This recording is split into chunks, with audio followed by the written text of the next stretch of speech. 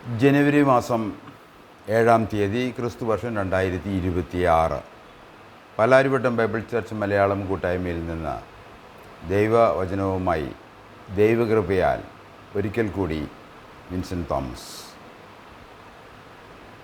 ദൈവം 4-ാം വർഷവും ദൈവവചനവുമായി തുടരുവാൻ വലിയ കൃപ നൽകിയിരിക്കുകയാണ്. അതിന് ഞാൻ വ്യക്തിപരമായിട്ട് നന്ദി പറയുന്നു.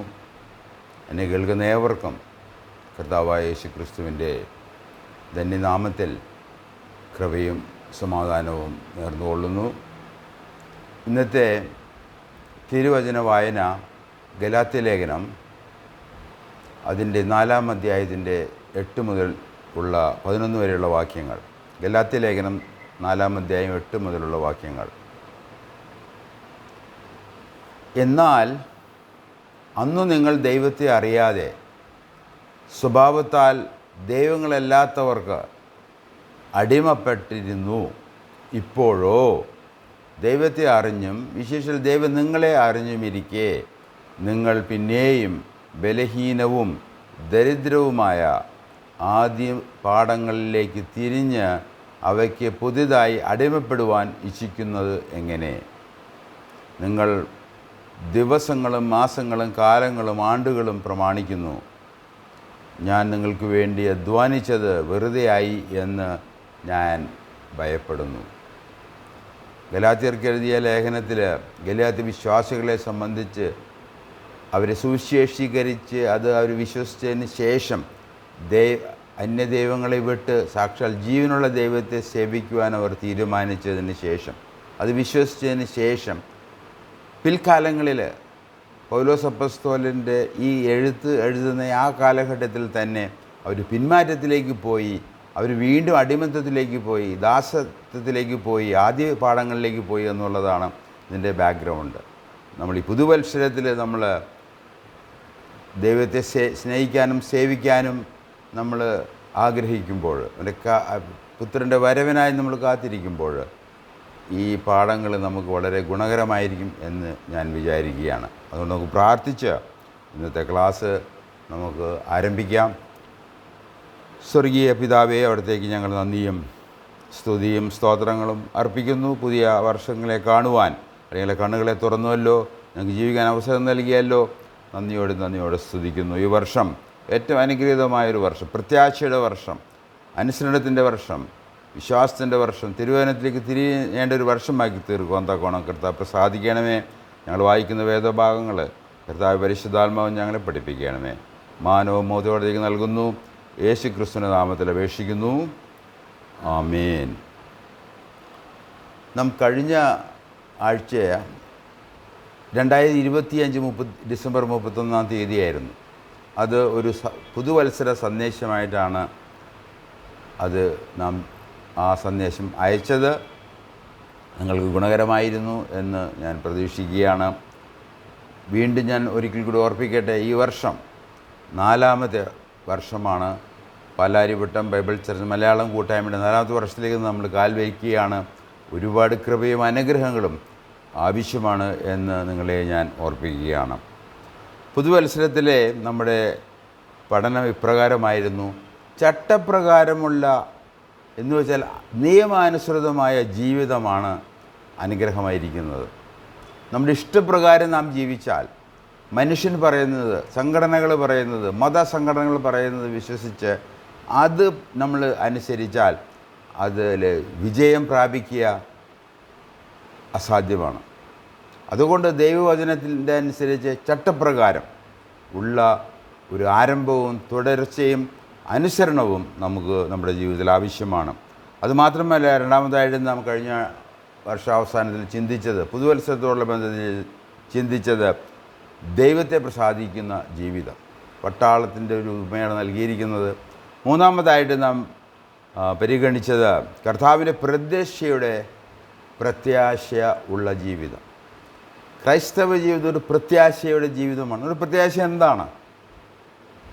നമുക്ക് വേണ്ടി ഈ ഭൂമിയിൽ സ്വർഗം വിട്ട് ഭൂമിയിലേക്ക് വന്ന് നമ്മുടെ ഇടയിൽ മരിച്ച് അടക്കപ്പെട്ട് കഷ്ടം അനുഭവിച്ച് മരിച്ച് അടക്കപ്പെട്ട് പുനരുദ്ധാനം ചെയ്ത് സ്വർഗാരോഹണം ചെയ്ത ജീവിക്കുന്ന, സ്വർഗത്തിൽ ദൈവത്തിൻ്റെ പിതാവിൻ്റെ വലത്തുഭാഗത്ത് ഇരിക്കുന്ന ക്രിസ്തുവിനെ കൊണ്ടുള്ള ജീവിതമാണ്, അവനെ പ്രസാദിപ്പിക്കുന്നൊരു ജീവിതമാണ് നമ്മളിൽ നിന്ന് ദൈവം പ്രതീക്ഷിക്കുന്നത്. അത് ഈ കർത്താവ് നമുക്ക് വേണ്ടി വീണ്ടും വരും എന്നുള്ളതും നമ്മുടെ പ്രത്യാശാ വിഷയമാണ്. വേറൊരു പ്രത്യാശയും നമുക്ക് ഇല്ലാതെ പോകുന്നില്ല. ഒരുപാട് പ്രത്യാശകളുണ്ട്. എന്നാൽ നമ്മുടെ പരമപ്രധാനമായ പ്രത്യാശ, നമ്മുടെ കാന്തൻ നമുക്ക് വേണ്ടി വരും, നമ്മളെ കൊണ്ടുപോകും, തന്നെ പിതാവിൻ്റെ ഭവനത്തിലേക്ക് കൊണ്ടുപോകും എന്നുള്ളത് തന്നെയാണ്. അതിനുവേണ്ടി യോഹന്നാൻ്റെ സുവിശേഷം 14-ാം അധ്യായത്തിൻ്റെ 1 മുതൽ 3 വരെയുള്ള വാക്യങ്ങൾ നിങ്ങളിത് വായിച്ചിരിക്കും എന്ന് ഞാൻ കരുതുകയാണ്. കർത്താവ് തന്നെ പറഞ്ഞു, എൻ്റെ പിതാവിൻ്റെ ഭവനത്തിൽ ധാരാളം ഭവനങ്ങളുണ്ട്, അത് പണിയാൻ ഞാൻ പോവുകയാണ്. അത് പണിത് കഴിഞ്ഞാൽ ഞാൻ വന്ന് ഞാനിരിക്കുന്നിടത്തേക്ക് നിങ്ങളിരിക്കേണ്ടതിന് നിങ്ങളെ കൊണ്ടുപോകും എന്നുള്ളത്, അത് സഭയെ സംബന്ധിച്ചുള്ളതാണ്. അതുകൊണ്ട് നമ്മുടെ പ്രത്യാശ ഈ ദൈവത്തിൻ്റെ ക്രമപ്രകാരം ഈ ഡിസ്പെൻസേഷനിൽ, ഈ കാലഘട്ടത്തിൽ നമ്മുടെ പ്രത്യാശ തീർച്ചയായിട്ടും കർത്താവിൻ്റെ സഭയ്ക്ക് വേണ്ടിയുള്ള പ്രത്യക്ഷത തന്നെ ആണ്. ഈ 3 ഉദാഹരണങ്ങളുടെ പല ഉപദേശങ്ങളും നമ്മളെ പഠിപ്പിക്കുകയുണ്ടായി. ഈ ദൈവിക സത്യങ്ങൾ നമ്മുടെ ക്രിസ്തീയ ജീവിതത്തെക്കുറിച്ചുള്ള, അതെങ്ങനെ ആരംഭിക്കണം, അതെങ്ങനെ തുടരണം എന്നുള്ള കാര്യങ്ങളെക്കുറിച്ച് 3 ഉപമകളിലൂടെ, ഉദാഹരണങ്ങളിലൂടെ ആണ് വേദപുസ്തകത്തിൽ അത് എഴുതിയിരിക്കുന്നത്. ഒന്ന് പട്ടാളക്കാരൻ്റെ ഉപമയാണ്. അവിടെ സൈനിക സേവനം, നമ്മൾ ആരാണോ നമ്മൾ ഈ സൈന്യത്തിലേക്ക് ചേർത്തത്, ആ സൈന്യാധിപനെ നാം സേവിക്കുക എന്നുള്ളത് ആണ് അവിടുത്തെ ഉദാഹരണം.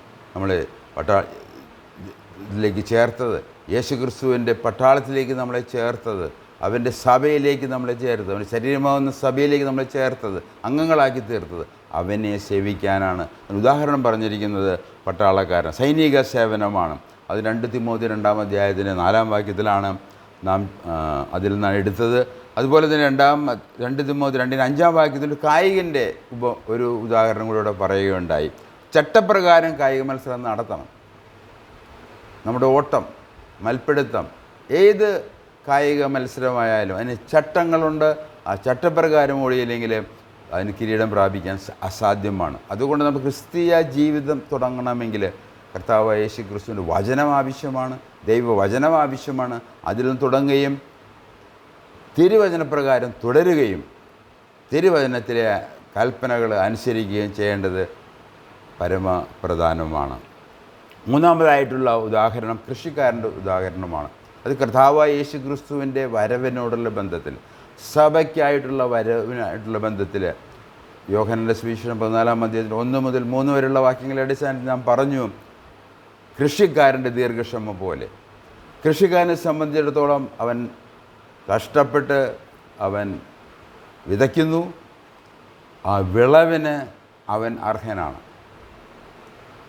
അതുമാത്രമല്ല, അതിൻ്റെ വിളവ് ലഭിക്കണമെങ്കിൽ ദൈവം കൃപയാൽ മഴ പെയ്യുകയും തക്ക സമയത്ത് വെയിലും മഴയും നൽകിയാൽ മാത്രമേ അതിന് ഫലവത്തുണ്ടാകൂ. ആ ഫലത്തിന് ഈ കൃഷിക്കാരൻ അവകാശിയാണ്. എന്നാൽ ഇതെല്ലാം ദീർഘക്ഷമയോടെ കാത്തിരിക്കുന്ന ആ കൃഷിക്കാരൻ ദൈവത്തിൽ ആശ്രയിച്ച് കാത്തിരിക്കുകയാണ്. അതേപടി അതോടുള്ള ബന്ധത്തിൽ നാമും നമ്മുടെ കർത്താവിൻ്റെ പ്രത്യക്ഷതയ്ക്കായിട്ട് ദീർഘക്ഷമയോടുകൂടെ നാം കാത്തിരിക്കേണ്ടത് ആവശ്യമാണ്. 2 തിമോത്തി 2-ാം അധ്യായം എഴുതുന്നത്, അതിലെ ഈ പ്രത്യാശയുടെ വിഷയം എഴുതുന്നത്, യാക്കോബിൻ്റെ ലേഖനത്തിൽ എഴുതുന്നത്, അതെല്ലാം ആദ്യ നൂറ്റാണ്ടിലാണ്. ഇന്ന് 2000 വർഷങ്ങൾ കഴിഞ്ഞു. കർത്താവ് വന്നിട്ടില്ല ഇതുവരെ.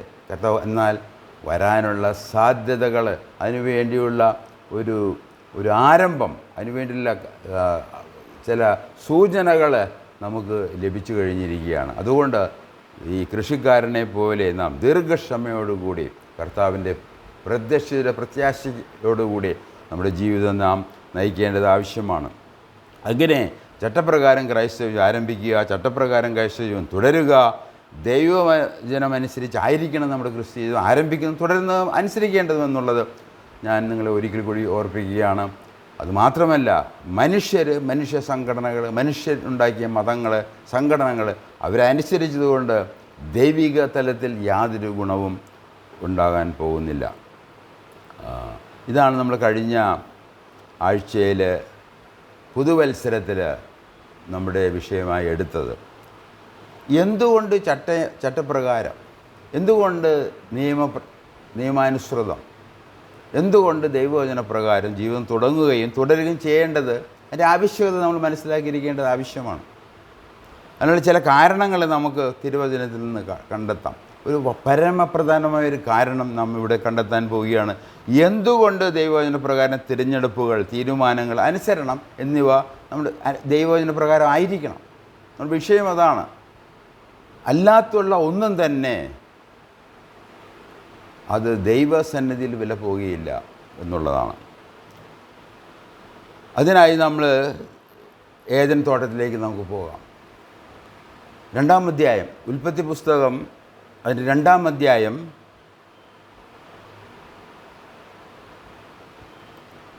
അവിടേക്ക് നമ്മൾ കടക്കുമ്പോൾ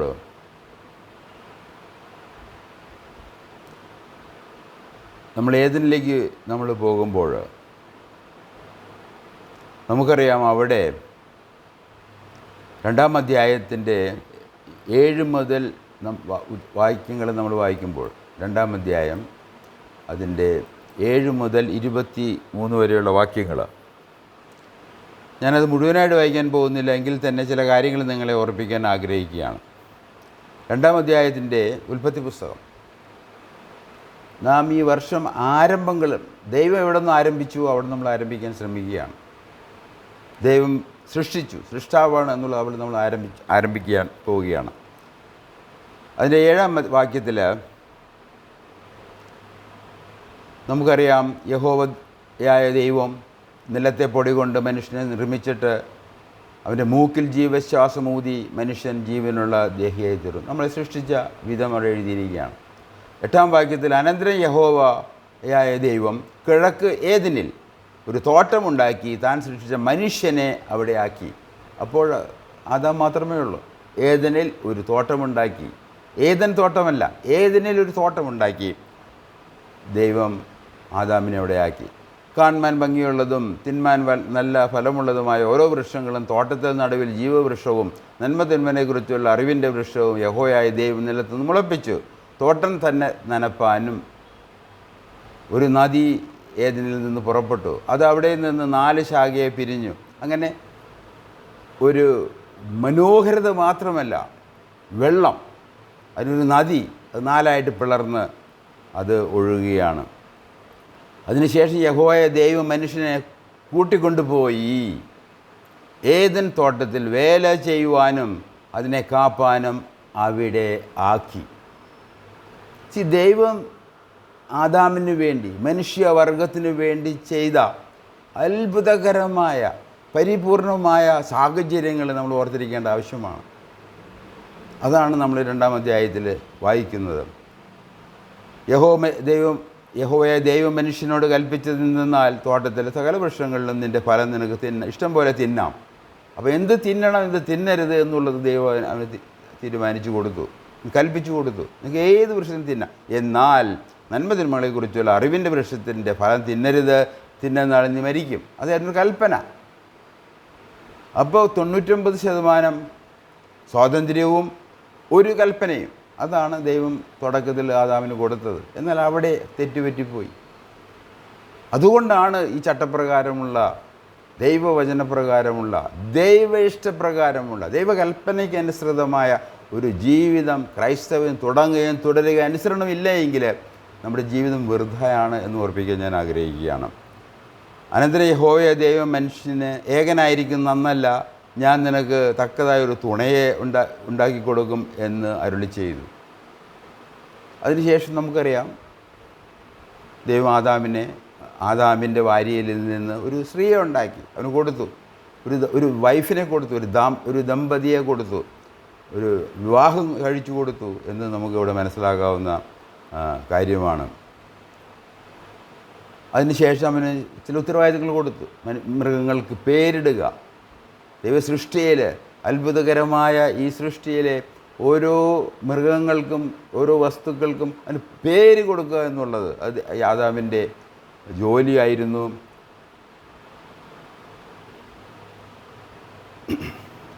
അതും അവിടെ നമുക്കറിയാം. അതുമാത്രമല്ല, തോട്ടം, ഏദൻ തോട്ടം, അവനായിരുന്ന ആ സ്ഥലം അത് കാപ്പാനും അത് സൂക്ഷിപ്പാനും അത് സൂക്ഷിപ്പാനും അവന് ഉത്തരവാദിത്വം ദൈവം കൊടുക്കുകയുണ്ടായി. ഇതാണ് നമുക്ക് ഏദനിലേക്ക് പോകാമെന്ന് പറഞ്ഞപ്പോൾ എന്തുകൊണ്ട് ചട്ടപ്രകാരം നമ്മൾ ഓടണമെന്നുള്ളതാണ് നമ്മുടെ വിഷയം. അത് നമ്മൾ ഏദനിലേക്ക് പോവുകയാണ്. അവിടുത്തെ എന്തായിരുന്നു? അവിടുത്തെ ചട്ടലംഘനം ഉണ്ടായി, പാപമുണ്ടായി, അനുസരണക്കേടുണ്ടായി. അവിടെ നിന്നാണ് പല സകല പ്രശ്നങ്ങളും. അതിനുശേഷം നമ്മൾ 3-ാം അധ്യായത്തിലേക്ക് വരുമ്പോൾ അവിടെ 3 ചോദ്യങ്ങൾ ദൈവം ചോദിക്കുകയാണ് ആദാമിനോട്. നീ എവിടെ? നമുക്കറിയാം, ഹവ്വയെ സാത്താൻ വഞ്ചിച്ചു. അവിടെ സാത്താൻ എന്നല്ല അത് എഴുതിയിരിക്കുന്നത്, അവിടെ സർപ്പൻ്റ്, പാമ്പ് അവളെ വഞ്ചിച്ചു. അവൾ നന്മതിന്മയുള്ള വൃക്ഷത്തിൽ നിന്ന് പറിച്ച് അത് തിന്നു, എൻ്റെ ഭർത്താവായ ആദാമിനും കൊടുത്തു. അതാണ് അതിൻ്റെ സാഹചര്യം. അതിനുശേഷം ഉണ്ടായ 3 ചോദ്യങ്ങളാണ് വളരെ പരമപ്രധാനമായിരിക്കുന്നത്. നീ എവിടെ? 3-ാം അധ്യായത്തിൻ്റെ 9-ാം വാക്യത്തിൽ യഹോവ ദൈവം ഏദൻ തോട്ടത്തിൽ വന്ന് ആദാമിനോട് ചോദിക്കുകയാണ്, നീ എവിടെ? 2-ാമത്തെ ചോദ്യം 11-ാം വാക്യത്തിലാണ്. നീ നഗ്നനെന്ന് ആർ പറഞ്ഞു? അതേ വാക്യത്തിൽ തന്നെ 3:11 തിന്നരുതെന്ന് കൽപ്പിച്ച വൃക്ഷഫലം നീ തിന്നുവോ? അങ്ങനെ 3 ചോദ്യങ്ങളാണ് അവിടെയുള്ളത്. ഈ ചോദ്യങ്ങളുടെ ഉത്തരമാണ് നമ്മൾ തിരുവചനത്തിലേക്ക്, ദൈവവചനത്തിലേക്ക് തിരിയണം എന്നുള്ളതിൻ്റെ പരമപ്രധാനമായ വാക്യങ്ങൾ. ഒരു ലംഘനത്താൽ, മനുഷ്യൻ്റെ ലംഘനത്താൽ ഉണ്ടായ തിക്ത അനുഭവങ്ങൾ, മരണം, പാപം, സകല വിധത്തിലുള്ള പ്രയാസങ്ങൾ, ദുഷ്ടത നമ്മളത് അനുഭവിച്ചുകൊണ്ടിരിക്കുകയാണ്. അതുകൊണ്ട് തീർച്ചയായിട്ടും നമുക്ക് ദൈവത്തിങ്കിലേക്കും ദൈവവചനത്തിലേക്കും തിരിയേണ്ടത് പരമപ്രധാനമായിട്ടുള്ള വിഷയം ആണ്. അത് നമുക്കറിയാം, ആദാമിനെ വളരെ മനോഹരമായ പരിപൂർണമായ ഒരു സാഹചര്യത്തിലേക്കാണ് ദൈവം ആക്കി വച്ചത് ഏദൻ തോട്ടത്തിൽ. എന്നാൽ അവൻ കൽപ്പന ലംഘിച്ചു, അവൻ പാപം ചെയ്തു. അതാണ് ഉണ്ടായത്. തുടർന്ന് അനുസരണക്കേടും പാപവും അതിൻ്റെ തിക്തഫലമായിട്ട് എന്ത് സംഭവിച്ചു? മരണം, ശാപം ആദാമിൻ്റെയും ഹവ്വയുടെയും ആയിത്തീർന്നു. മരണവും ശാപവും അവർ രണ്ടുപേരും അതിന് വിധേയരായി തീർന്നിരിക്കുകയാണ്. ഏതിൽ നിന്ന് പുറത്ത് ദൈവമായുള്ള സംസർഗം, ദൈവമായുള്ള കൂട്ടായ്മയിൽ നിന്ന് അവരെ പുറത്താക്കി. ദൈവം അവരെ ഉപദേശിക്കുമായിരുന്നു. പേരിടുന്ന കാര്യത്തിലും എന്ത് തിന്നണം, എന്ത് തിന്നരുന്നുള്ള കാര്യങ്ങളൊക്കെ അതേപടി ഇവിടെ എഴുതി വച്ചിട്ടുണ്ട്. നമ്മൾ ഊഹിക്കേണ്ട കാര്യങ്ങളൊന്നുമില്ല. അതുമാത്രമല്ല, വെയിലാറിയപ്പോൾ ദൈവം ഏദൻ തോട്ടത്തിൽ വരികയാണ്. അവൻ്റെ ശബ്ദം കേൾക്കുമ്പോൾ ആദാം ഹവ്വയും ചേർന്ന് അവർ ഭയപ്പെട്ട് ഒളിക്കുകയാണ്. എന്ന് വെച്ചാൽ അവൻ്റെ ശബ്ദം കേട്ടവരാണ്. അവൻ എല്ലാ ദിവസവും വന്ന് അവർ ഉപദേശിക്കുമായിരുന്നു എന്ന് നമുക്ക് നിഗമനത്തിലേക്ക് എത്താവുന്ന ഒരു വലിയ കാര്യമാണ്. അതുകൊണ്ട് ഈ അനുസരണക്കേട് കാരണം വലിയ പ്രയാസങ്ങളിലേക്ക് അവർ കടന്നുപോയി. അതിൻ്റെ മക്കളാണ് നാം എന്ന് ഓർത്തിരിക്കേണ്ടത് ആവശ്യമാണ്. ഏതിൽ നിന്ന് പുറത്ത് ദൈവമായുള്ള സംസർഗം, കൂട്ടായ്മ, ഉപദേശം, ആനന്ദകരമായ ജോലി. ഏതെല്ലാം ജോലി വളരെ ആനന്ദകരമായിരുന്നു. എന്നാൽ തുടർന്നുള്ള ജോലി, ഏതെല്ലാം പുറത്താക്കിയതിന് ശേഷം ജോലി കഷ്ടപ്പാടാണ്. ഇന്ന് കഷ്ടപ്പെട്ട് നെറ്റിയിലെ വേർപ്പുകൊണ്ടാണ് നാം ഭക്ഷണം കഴിക്കുന്നത് എന്നുള്ളത് നമ്മൾ ഓർത്തിരിക്കേണ്ടത് ആവശ്യമാണ്. അങ്ങനെ എല്ലാം നഷ്ടമായി. അതുമാത്രമല്ല, ദൈവം ഉണ്ടാക്കിയ അടിസ്ഥാന വ്യവസ്ഥകൾ താറുമാറായി. ഒന്ന് വ്യക്തിജീവിതം, രണ്ടാമത് ദാമ്പത്യ ജീവിതം, മൂന്നാമതായിട്ട് കുടുംബജീവിതം, തുടർന്ന് സമൂഹ ജീവിതം. അതിനെല്ലാം താറുമാറായി. ഇതെല്ലാം പാപത്തിൽ നിന്ന് വന്ന കാര്യമാണ്. അതുകൊണ്ട് നമ്മൾ എന്തുകൊണ്ട് ദൈവത്തിലേക്കും ദൈവവചനത്തിലേക്കും തിരിയണം ചട്ടപ്രകാരമുള്ള ജീവിതമായിരിക്കണമെന്നുള്ളത് ഓർപ്പിക്കാൻ വീണ്ടും വീണ്ടും ഞാൻ ആഗ്രഹിക്കുകയാണ്. അങ്ങനെ ദൈവം നൽകിയ ദാമ്പത്യ ജീവിതം അത് പോരാട്ടമായി.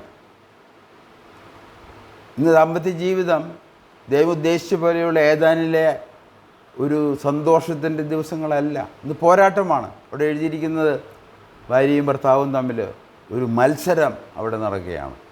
പാപത്തിൻ്റെ പ്രത്യാഘാതം. അതുപോലെ കുടുംബജീവിതത്തിൽ ആദ്യത്തെ കൊലപാതകം, കയീൻ തൻ്റെ അനിയനായ ഹാബേലിനെ കൊല്ലുന്നത്. തുടർന്ന് ജനം പെരുകി സമൂഹമായി.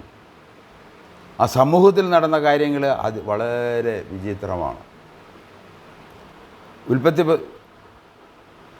ഒന്നാമതായിട്ട് നമ്മൾ ഉൽപ്പത്തി പുസ്തകം 6-ാം അധ്യായത്തിൽ നിന്ന് വായിക്കുമ്പോൾ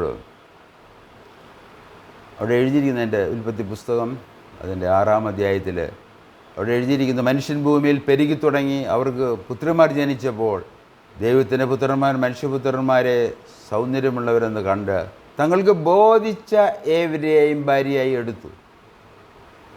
അതുകൊണ്ട് ദാമ്പത്യ ജീവിതം, ഒരു പുരുഷൻ ഒരു ഭാര്യയെ സ്വീകരിക്കുന്ന, ഒരു സ്ത്രീ ഒരു പുരുഷൻ്റെ ഭർത്താവായി സ്വീകരിക്കുന്നത്, അങ്ങനെ ഒരു ദാമ്പത്യ ജീവിതം അത് ദൈവത്തിൻ്റെ പദ്ധതിയാണ്. അത് ദൈവവചനപ്രകാരമായാൽ മാത്രമേ അതിൽ വാസ്തവമായിട്ടുള്ള അത് ഗുണകരമായി തീരുകയുള്ളൂ. അല്ലെങ്കിൽ ഇതുപോലൊരു പോരാട്ടമായി തീരാനാണ് സാധ്യത. ഇവിടെ എഴുതിയിരിക്കുന്നത് അപ്രകാരം തന്നെയാണ്. അവർക്ക് ബോധിച്ചതുപോലെ, ദൈവം പറഞ്ഞ പോലെയല്ല. നമ്മുടെ ഇന്നത്തെ സാഹചര്യങ്ങളിലും അത് വളരെ പ്രസക്തമാണ്. നാണില്ല, പെണ്ണില്ല, വിവാഹമില്ല, കുടുംബമില്ല, രാഷ്ട്രമില്ല.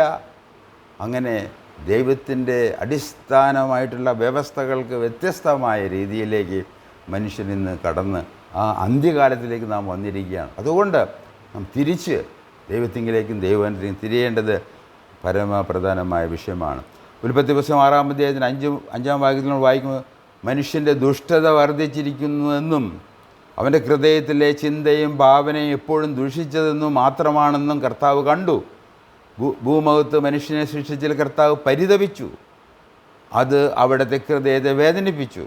കർത്താവ് അരുളി ചെയ്തു, എൻ്റെ സൃഷ്ടിയായ മനുഷ്യനെ ഭൂമുഖത്ത് നിന്ന് ഞാൻ തുടച്ചു മാറ്റും. മനുഷ്യനെയും മൃഗങ്ങളെയും ഇഴജന്തുക്കളെയും ആകാശത്തിലെ പറവകളെയും ഞാൻ നാമാവശേഷമാക്കും.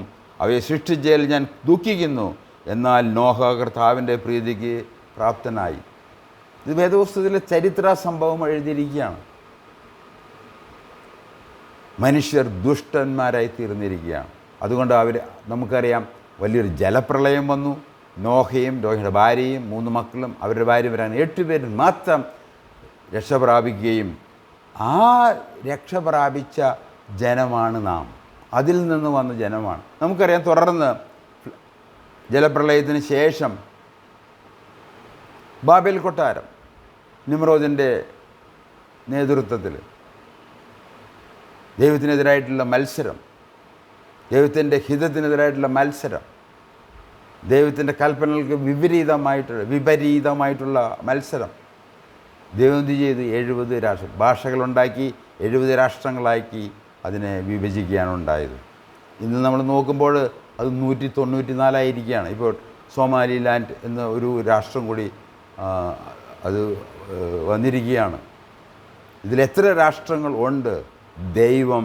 യഹോവ ദൈവമായിട്ടുള്ള എത്ര രാഷ്ട്രങ്ങളുണ്ട്? തീർച്ചയായിട്ടും ഇസ്രായേൽ ആണ് എന്നുള്ളത് ഞങ്ങൾക്ക് യാതൊരു സംശയമില്ല. വേറെ വേണമെങ്കിൽ നമുക്ക് അത് കൂട്ടാവുന്ന ഒരു രാഷ്ട്രമുണ്ടെങ്കിൽ അത് അമേരിക്ക മാത്രമാണ്. പരിപൂർണമായിട്ടും അവർ ദൈവത്തെ അങ്ങനെ അവരുടെ ഭരണഘടന അനുസരിച്ച് അംഗീകരിക്കുന്നുണ്ടോ എന്ന് എനിക്കറിയത്തില്ല. എങ്കിലും ഒരു ഭക്തന്മാരുടെ ഒരു രാജ്യമാണ്, ദൈവത്തെ അംഗീകരിക്കുന്ന ഒരു രാജ്യമാണെന്നുള്ളതിന് യാതൊരു സംശയവുമില്ല. അപ്പം അങ്ങനെ ഏതായാലും പുറത്താക്കപ്പെട്ട മനുഷ്യൻ്റെ ദമ്പതികളുടെ പുത്രന്മാരാണ് നാം. ജലപ്രളയത്തിന് ശേഷം, ബാബേലിന് ശേഷം 70 രാഷ്ട്രങ്ങളുണ്ടാക്കിയ ആ രാഷ്ട്രങ്ങളുടെ സന്തതികളാണ് നാം എല്ലാവരും വന്ന് ഓർത്തിരിക്കേണ്ടതാണ്. ഈ ലോകത്തിലേക്കാണ് ദൈവം അപ്പസ്തോലന്മാരെ അയച്ചത്. നമ്മുടെ കർത്താവ് വന്നു, മനുഷ്യാവതാരം നടത്തി, അവൻ കഷ്ടം സഹിച്ച് മരിച്ച് അടക്കപ്പെട്ട് പുനരുദ്ധാനം ചെയ്ത് അപ്പസ്തോലന്മാരെ സുവിശേഷമായിട്ട് അയച്ചത് ഈ ലോകത്തിലേക്കാണ്, ഈ ദുഷ്ടതയുടെ ലോകത്തിലേക്കാണ്. അതുകൊണ്ടാണ് നമ്മൾ ഗലാത്യ ലേഖനം 4-ാം അധ്യായത്തിൻ്റെ 8 മുതൽ 11 വരെയുള്ള വാക്യങ്ങൾ വായിക്കാനിടയായത്. ഇവരെ സംബന്ധിച്ച് പറയുകയാണ്. നമുക്കൊന്നുകൂടി വായിച്ചു നോക്കാം. ഗലാത്യ ലേഖനം 4-ാം അധ്യായത്തിൻ്റെ 8 മുതലുള്ള വാക്യങ്ങൾ. എന്നാൽ അന്ന് നിങ്ങൾ ദൈവത്തെ അറിയാതെ സ്വഭാവത്താൽ ദൈവങ്ങളല്ലാത്തവർക്ക് അടിമകളായിരുന്നു. ഒരു അടിമത്വമാണ്, ദൈവത്തിനുള്ള അടിമത്വവും. ദൈവത്തെ സേവിക്കുന്ന ഒരു ജാതികളായിരുന്നില്ല അവർ ദൈവങ്ങളല്ലാത്തവർക്ക്, സ്വഭാവത്താൽ ദൈവങ്ങളല്ലാത്തവർക്ക് എന്ന് പറഞ്ഞാൽ ദൈവത്തിൻ്റെ സ്വഭാവം സൃഷ്ടാവാണ്, അവൻ പരിശുദ്ധനാണ്, അവൻ നിത്യനാണ് എന്നുള്ള ദൈവിക സ്വഭാവങ്ങൾക്കൊത്ത യാതൊരു ഗുണവുമില്ലാത്ത ദൈവങ്ങളെ അവർ ഭജിച്ചു വരികയായിരുന്നു. അങ്ങനെയുള്ള ഈ ആദാമിൻ്റെ മക്കളിലേക്കാണ്, നോഹയുടെ 3 മക്കളുടെ മക്കളായിട്ടാണ് നാം ഈ ലോകത്തിലേക്ക് ചെന്നത്. അവരിലേക്കാണ് ദൈവം ഈ അപ്പസ്തോലന്മാരെ അയച്ചത്. അവരോട് പറയുകയാണ്, നിങ്ങൾ ദൈവ സ്വഭാവമില്ലാത്ത അവരെ ഭജിച്ച് സേവിച്ച് അവരടിമകളായിരുന്നു. എന്നാൽ എന്ത് സംഭവിച്ചു? ഇപ്പോഴോ ദൈവത്തെ അറിഞ്ഞും വിശേഷാൽ ദൈവം നിങ്ങളെ അറിഞ്ഞുമിരിക്കെ നിങ്ങൾ പിന്നെയും. അപ്പോൾ എന്ത് സംഭവിച്ചു? അപ്പസ്തോലന്മാർ ചെന്ന് നിങ്ങൾ മൂഹവിഗ്രഹങ്ങളെ വിട്ട്, നിങ്ങളുടെ ഈ മൂഹവിഗ്രഹങ്ങളെ സേവിക്കുന്ന രീതികൾ വിട്ട് നിങ്ങൾ ചട്ടപ്രകാരം ദൈവവചനപ്രകാരം ദൈവത്തിങ്കിലേക്ക് മാനസാന്തരപ്പെട്ടു യേശുക്രിസ്തുവിൽ വിശ്വസിക്കണമെന്നുള്ള സുവിശേഷം അവരെ അറിയിച്ചു. അവരതിൽ വിശ്വസിച്ചു, അവർ മുന്നോട്ട് വന്നു. എന്നാൽ പിൽക്കാലങ്ങളിൽ വീണ്ടും അവർ തിരിഞ്ഞ് ഈ ജാതീയമായ കാര്യങ്ങളിലേക്കും പോവുകയാണ്. നമുക്ക് ഉള്ള ഏറ്റവും വലിയ സാധ്യത അതാണ്. ഈ ആദാമിൻ്റെ മക്കൾക്കുള്ള ഏറ്റവും വലിയ സാധ്യത നമ്മൾ ഈ പാപത്തിലേക്കും പാപ വഴികളിലേക്കും ദൈവത്തിൽ നിന്ന് അകന്നു പോകാനാണ് നമുക്ക് കൂടുതൽ സാധ്യത എന്ന് നമ്മൾ ഓർത്തിരിക്കേണ്ട. ഈ 2026 വർഷം നമുക്ക് ദൈവം നൽകിയിട്ടുണ്ട് എങ്കിൽ നമ്മളത് ഓർത്തിരിക്കേണ്ട ഒരു വിഷയം, നമ്മൾ മോശമാകാനാണ് കൂടുതൽ സാധ്യത, നന്നാവാനല്ല. അതുകൊണ്ട് നമ്മൾ സാക്ഷാൽ ദൈവത്തെ സേവിക്കുന്നവരും അനുസരിക്കുന്നവരും ദൈവവചനപ്രകാരം ചട്ടപ്രകാരം ജീവിക്കുന്നവരാണ് എങ്കിൽ അത് തീർച്ചയായിട്ടും അത് ഗുണകരം ആയിരിക്കുമെന്ന് പറഞ്ഞാൽ യാതൊരു സംശയവുമില്ല. അപ്പോൾ അവരോട് പറയുകയാണ് 9-ാം വചനത്തിൽ, ഇപ്പോഴോ നിങ്ങൾ ദൈവത്തെ അറിഞ്ഞും വിശാൽ ദൈവം നിങ്ങളെ അറിഞ്ഞു. അതുകൊണ്ട് ദൈവത്തെ അറിയുക എന്നുള്ളത് പരമപ്രധാനമായിട്ടുള്ള ഒരു വിഷയമാണ്. കർത്താവ് യേശുക്രിസ്തു യോഹന്നാന്റെ 17-ാം അധ്യായത്തിൽ പറഞ്ഞു, എന്നെ അയച്ചവനെ അറിയുന്നത് അത് നിത്യജീവനാകും. അതുകൊണ്ട് ദൈവത്തെ അറിയുക, പിതാവിനെ അറിയുക, പുത്രനെ അറിയുക, പരിശുദ്ധാത്മാവിനെ അറിയുക, ദൈവം ആരാണെന്ന് അറിയുക, അത് വിശ്വസിക്കുക. അതുകൊണ്ടാണ് ദൈവത്തിലേക്കുള്ള മാനസാന്തരവും യേശുക്രിസ്തുവിലുള്ള വിശ്വാസം, രണ്ട് പരമപ്രധാനമായിട്ടുള്ള കാര്യങ്ങൾ നാം ചെയ്യേണ്ടത്. നമ്മൾ ജനിച്ച് പാരമ്പര്യത്തിൽ ജീവിച്ച് ദൈവങ്ങളല്ലാത്തവരെ സേവിച്ച് ജീവിച്ച് മൺമറഞ്ഞു പോയാൽ അത് നമുക്ക് ഒരു മാനസാന്തരം നമ്മുടെ ജീവിതത്തിൽ ഇല്ല എങ്കിൽ, ഒരു മാറ്റം നമ്മുടെ ജീവിതത്തിൽ ഇല്ല എങ്കിൽ തീർച്ചയായിട്ടും അത് അപകടകരമായ ഒരു കാര്യം തന്നെയാണ്. കർത്താവ് തന്നെ പറഞ്ഞു, നിങ്ങൾ മാനസാന്തരപ്പെടണം. കർത്താവ് പറഞ്ഞു തുടങ്ങിയത് അതാണ്. യോഹന്നാൻ സ്നാപകൻ പറഞ്ഞു തുടങ്ങിയത്, നിങ്ങൾ മാനസാന്തരപ്പെട്ട് സുവിശേഷത്തിൽ വിശ്വസിച്ചു, നിങ്ങൾ മാനസാന്തരം ആവശ്യമാണ്. അതുകൊണ്ട് നിങ്ങൾ മാനസാന്തരപ്പെടേണ്ടത് ആവശ്യമാണ്. തിരുവചനത്തിൽ ദൈവത്തെങ്കിലേക്കും ക്രിസ്തുവിലേക്കും വചനപ്രകാരം മാറേണ്ടത് ആവശ്യമാണ്. അതിനുശേഷം പിന്നെ പറയുകയാണ്, നിങ്ങൾ എന്തുപറ്റി ഗലാത്യ ലേഖനം, അവർ ദൈവത്തെ അറിഞ്ഞവരും ദൈവരെ അറിഞ്ഞവരുമാണ്. അങ്ങനെ ഇരിക്കെ പിന്നെയും ബലഹീനവും ദരിദ്രവുമായ ആദ്യ പാഠങ്ങളിലേക്ക് തിരിഞ്ഞ് അവയ്ക്ക് പുതുതായി അടിമപ്പെടുവാൻ ഇച്ഛിക്കുന്നത് എങ്ങനെ? എന്നിട്ട് അടുത്ത വാക്യത്തിൽ പറയുകയാണ്, ഞാൻ എൻ്റെ അധ്വാനം വൃഥായിപ്പോയി എന്ന് ഞാൻ സംശയിക്കുകയാണ്. സുവിശേഷകന്മാരുടെ, ഞങ്ങളെപ്പോലുള്ള ചെറിയ എളിയ ശുശ്രൂഷകന്മാരുടെ ഈ പ്രവർത്തനങ്ങൾ അത് വൃഥ ആയി പോകുന്നു എന്ന് നാം പലപ്പോഴും തോന്നാറുണ്ട്. എങ്കിലും ദൈവത്തെ അറിയാൻ തക്കവണ്ണം ദൈവം കൃപ നൽകിയത് കൊണ്ട് ഇത് അറിയിക്കുക എന്നുള്ളത് അത് പരമപ്രധാനമായിട്ടുള്ള, അതിൻ്റെ ഫലം നോക്കിയല്ല ഞങ്ങൾ പ്രവർത്തിക്കുന്നത്. എന്നാൽ ഏൽപ്പിച്ചിരിക്കുന്ന കാര്യങ്ങൾ അത് അതേപടി ദൈവത്തിൻ്റെ സന്നിധിയിൽ സേവിക്കുകയാണ് ഞങ്ങൾ ചെയ്തതെന്ന് ഓർപ്പിക്കാൻ ആഗ്രഹിക്കുകയാണ്. പിന്നെ അവരെക്കുറിച്ച് പറയുകയാണ്, നിങ്ങൾ ദിവസങ്ങളും മാസങ്ങളും കാലങ്ങളും ആണ്ടുകളും പ്രമാണിക്കുന്നു, ഞാൻ നിങ്ങൾക്ക് വേണ്ടി അധ്വാനിച്ച് വെറുതെ വന്നുവെന്ന് ഞാൻ ഭയപ്പെടുന്നു. വളരെ പരിതാപകരമായ കാര്യമാണ്. അതുകൊണ്ട് ദൈവം നേരിട്ടും തൻ്റെ പ്രവാചകന്മാർ വഴിയും തൻ്റെ അപ്പസ്തോലന്മാർ വഴിയും തൻ്റെ പുത്രൻ വഴിയും ഇന്ന് ഈ സത്യവേദ പുസ്തകത്തിൽ വിശ്വസിക്കുന്നവർക്ക്, അപ്പസ്തോലിക ഉപദേശങ്ങൾ വിശ്വസിക്കുന്നവർ, അവരിലൂടെയും ഇന്ന് ഈ സന്ദേശം ഈ ലോകത്തിലേക്ക് വരികയാണ്. ഇതിലേക്ക് തിരിഞ്ഞ്, ഈ ദൈവത്തിങ്കിലേക്കും ദൈവത്തിലേക്കും ഈ ക്രിസ്തുവിലേക്കും തിരിഞ്ഞ് ചട്ടപ്രകാരം നമ്മുടെ ജീവൻ തുടങ്ങുകയും തുടരുകയും അനുസരണത്തിൽ ജീവിക്കുകയും വേണം എന്ന് ഈ പുതുവർഷ ഒരിക്കൽ കൂടി ഓർപ്പിക്കുകയാണ്. ആയതിനാൽ ആദാമിൻ്റെ സന്തതികൾ, ഞാനും നിങ്ങളും ദൈവവചനമനുസരിച്ച് തുടങ്ങുകയും തുടരുകയും അനുസരിക്കുകയും വേണം. ഒരിക്കൽ കൂടി ഓർപ്പിക്കാനാകെ, നാം എല്ലാവരും ദൈവവചനമനുസരിച്ച് തുടങ്ങണം, ദൈവവചനമനുസരിച്ച് തുടരണം, ദൈവവചനം അനുസരിക്കണം. അതിനായി ദൈവം നമ്മളെ സഹായിക്കട്ടെ. നമുക്ക് പ്രാർത്ഥിച്ച് ഇന്നത്തെ ക്ലാസ് അവസാനിപ്പിക്കാം. ദൈവമായ കർത്താവേ, സ്വർഗീയ പിതാവേ, അവിടുന്ന് തൻ്റെ പുത്രനായച്ചനായിട്ട് നന്ദി പറയുന്നു. ആദാമിൽ സംഭവിച്ച കാര്യങ്ങൾ അത് ദിവസം രേഖപ്പെടുത്തി ഞങ്ങളെ പഠിപ്പിക്കുന്ന കൃപയ്ക്കായിട്ട് സ്തോത്രം ചെയ്യുന്നു. അവിടുത്തെ മനുഷ്യൻ്റെ അനുസരണത്താൽ വന്ന ഈ വലിയ മരണവും ശാപവും ദുഃഖവും മുറവിളിയും കർത്താവെ അതിലങ്ങ് മാറ്റി നല്ല നാളുകൾ കർത്താവിൻ്റെ പ്രത്യക്ഷതയ്ക്കായിട്ട് ഞങ്ങൾക്കൊരു പ്രത്യാശ വിഷയം നൽകിയിരിക്കാൽ ഞങ്ങൾ നന്ദിയോടെ സ്തുതിക്കുന്നു. നിന്നിലേക്ക് തിരിഞ്ഞ് നിൻ്റെ വചനപ്രകാരം തുടങ്ങാനും തുടരുവാനും അനുസരിക്കുവാനും നിങ്ങളെ സഹായിക്കണമേ. മാനവും മഹത്വം നൽകുന്നു. യേശു ക്രിസ്തുവിൻ്റെ നാമത്തിൽ അപേക്ഷിക്കുന്നു. ആമേൻ. നിങ്ങൾ കേട്ടതിന് നന്ദി. ദൈവം അനുവദിച്ചാൽ അടുത്ത ആഴ്ച കാണാം, കേൾക്കാം, നമുക്ക് തുടരാം.